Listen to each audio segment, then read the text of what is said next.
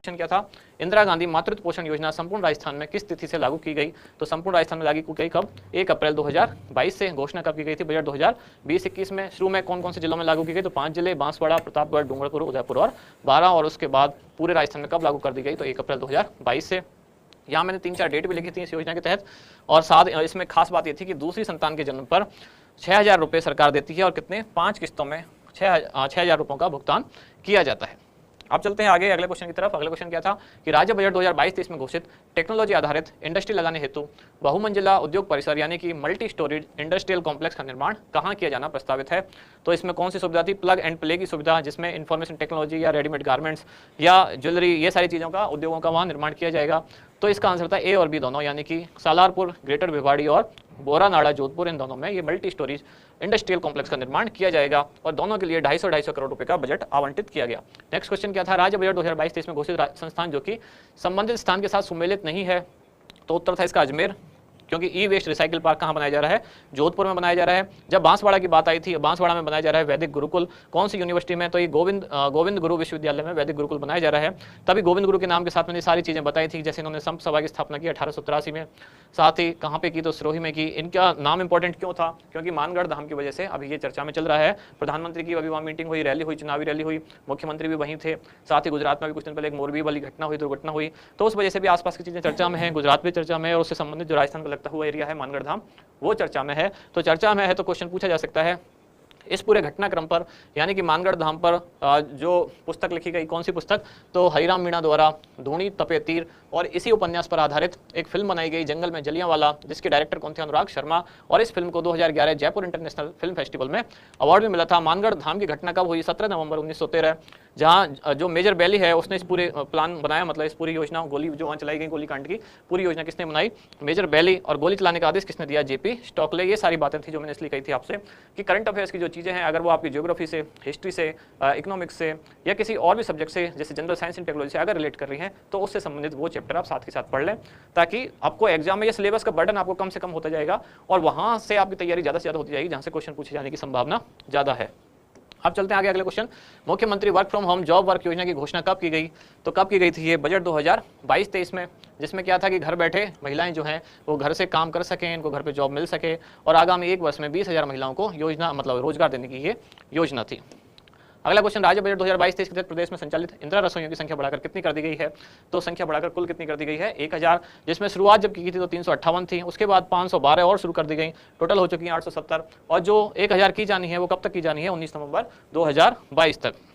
अब चलते हैं आगे अगले क्वेश्चन की तरफ। अगला क्वेश्चन था, राजस्थान स्टेट एससी तथा ST development fund planning allocation and utilisation of financial resources, ये बिल कब पेश किया गया? तो बिल पेश किया गया था कब? 2022-23 में। इसके संबंधित खास बातें थी मैंने जो बताई थी कि, यानी कि इस बिल के संबंधित एक चीज यहाँ बताई थी कि 500 करोड़ रुपए से क्या बनाया जाएगा?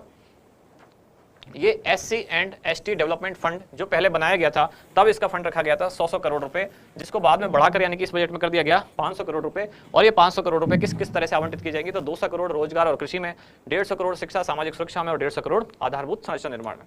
अगला क्वेश्चन था, राज्य में बेघर वृद्धजन कामकाजी महिलाओं एवं असहाय निराश्रित व्यक्तियों के लिए आवासीय संस्थान उपलब्ध कराने हेतु किस संस्थान की तर्ज पर मुख्यमंत्री पुनर्वास गृह योजना शुरू की गई है? तो जिसका उत्तर था अपना गृह। ये राजस्थान के सभी जिलों में शुरू की जाएगी, और जिन जिलों में ज़्यादा जरूरत है तो वहाँ एक से ज़्यादा भी बनाए जा सकते हैं। तो शुरुआत में कुल 45 बनाए जा रहे हैं, जिसमें जो क्षमता होगी, एक जो घर होगा उसकी 75 सीट, तो 75 की क्षमता वाले ये घर बनाए जा रहे हैं। दूसरा ऑप्शन जो था नंदघर, तो नंदघर दरअसल वेदांता समूह के साथ राज्य सरकार का एक समझौता है, जिसमें आंगनबाड़ी केंद्रों को विकसित किया जाएगा ताकि बच्चों की जो शुरुआती एजुकेशन है वहाँ हो सके। अगला क्वेश्चन क्या है, राजस्थान स्मार्ट सिटी योजना के तहत शामिल शहर कौन सा है? तो कल किसी ने क्वेश्चन में जो कमेंट्स में पूछा था कि इसमें चित्तौड़ है या जोधपुर है या दोनों है, तो चित्तौड़ और जोधपुर दोनों ही हैं। क्योंकि क्या हुआ, जब ये योजना शुरू हुई तो पहले केंद्र सरकार ने 4 शहरों को चुना। कौन कौन से 4 शहर? जयपुर, अजमेर, उदयपुर और कोटा। और राजस्थान सरकार ने खुद अपने बजट में 2022-23 में इन 3 शहरों को, यानी कि 3 तो संभागों को और बाकी के 3 और शहरों को, तो कुल 6 ये और 4 ये, इस तरह कुल 10 शहर हैं जो राजस्थान स्मार्ट सिटी योजना के तहत पात्र हैं। अगला क्वेश्चन था, राज्य बजट 2022-23 में घोषित मुख्यमंत्री क्षेत्रीय ग्रामीण विकास योजना हेतु कितने बजट का प्रावधान किया गया? तो 100 करोड़ रुपए का प्रावधान किया गया।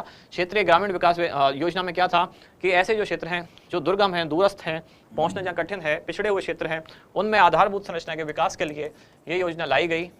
ऐसे ही पहले से योजना चल रही है, जैसे डांग क्षेत्र विकास कार्यक्रम या मेवा क्षेत्र विकास कार्यक्रम या मगरा क्षेत्र विकास कार्यक्रम, तो उसी की तर्ज पर अब नई और योजना लाई गई। क्या? मुख्यमंत्री क्षेत्रीय ग्रामीण विकास योजना। आगे क्वेश्चन क्या था, मुख्यमंत्री डिजिटल सेवा योजना के संबंध में सही कथन क्या है? तो डिजिटल सेवा योजना थी कि जिसमें घर बैठे सरकारी योजनाओं का लाभ मिल सके।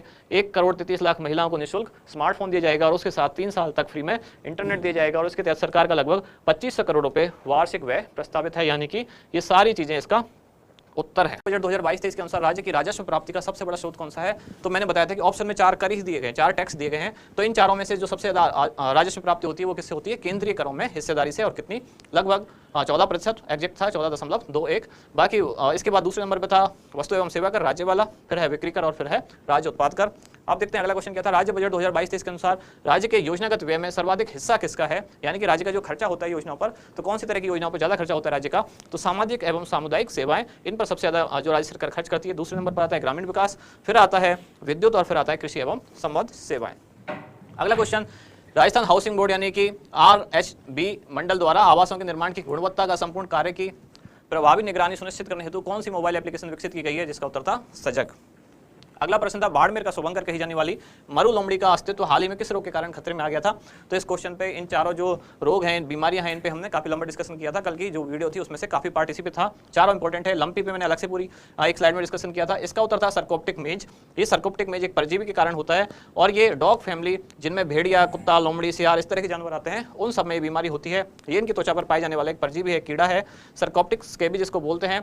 तो ये रोग कैसा है? ये रोग पशुजन्य है, ये भी पशुजन्य है और ये भी पशुजन्य है, यानी कि पशुओं से इंसानों में फैल सकता है। लेकिन लंपी रोग जो था वो पशुजन्य नहीं है। जूनोटिक जयपुर में, जोधपुर के बाद राज्य के कौन से शहर में पुलिस कमिश्नरेट की स्थापना की गई? तो वो था कोटा। जयपुर जोधपुर में की गई थी 2011 में। BL सोनी जयपुर के और भूपेंद्र कुमार दत्त जोधपुर के पहले कमिश्नर बने थे। अगला क्वेश्चन क्या था, सप्ताह के कौन से बार को नो बैग डे घोषित किया? तो ये मैंने आज भी बताया था कौन सा है वो बार, वो है शनिवार। और ये जो शुक्रवार और मंगलवार को क्या था? कोरोना मुख्यमंत्री बाल गोपाल योजना जो हमने आज ही पढ़ी है। अगला क्वेश्चन क्या है, राज्य के पुलिस थानों में बाल मित्र थाने की शुरुआत किस दिन से की गई थी? तो ये कब की गई थी? उदयपुर में। और कहां से? किस दिन से नहीं, सॉरी, ये तक किस जिले से की गई थी? तो उदयपुर से की गई थी बाल मित्र थाना। तो बाल संरक्षण फाउंडेशन और उसके साथ कैलाश सत्यार्थी जो फाउंडेशन है, बाल संरक्षण आयोग और कैलाश सत्यार्थी फाउंडेशन, इन दोनों ने मिलकर इसमें सहयोगी संस्थान की भूमिका निभाई है। अगला प्रश्न था, 18वीं राष्ट्रीय स्काउट गाइड जम्बूरी का आयोजन कहाँ हुआ? तो ये पाली में। भारत में पहली स्काउट गाइड जम्बूरी का आयोजन कहाँ हुआ? तो भारत में हुआ सिकंदराबाद में, आंध्र प्रदेश में जो है। और राजस्थान में जो पहली बार आयोजन हुआ वो जयपुर में हुआ। दूसरा हो रहा है पाली के रोहट में। और इसका जो ध्येय वाक्य वो क्या है स्काउट का? राष्ट्र के लिए सदैव तत्पर। अगला प्रश्न क्या है कि राजस्थान उच्च न्यायालय के पूर्व न्यायाधीश जिन्होंने हाल ही में मद्रास हाईकोर्ट का मुख्य न्यायाधीश बनाया गया है, तो कौन थे वो? मुनीश्वर नाथ भंडारी। ये मद्रास हाईकोर्ट के अब मुख्य न्यायाधीश बनाए गए हैं, जयपुर के रहने वाले हैं और 14 फरवरी से इन्होंने अपना पदभार संभाला है। पंकज मित्तल वर्तमान में राजस्थान हाईकोर्ट के मुख्य न्यायाधीश हैं, जो कि 40 में है। 14 अक्टूबर को नियुक्ति और 16 जून 2023 तक ही रहेंगे। इससे पहले जम्मू कश्मीर जो हाईकोर्ट है उसके मुख्य न्यायाधीश थे। अगला प्रश्न, एक युद्ध नशे के विरुद्ध अभियान के तहत राजस्थान के किस जिले को राष्ट्रीय पुरस्कार प्राप्त हुआ? तो ये जिला था बूंदी।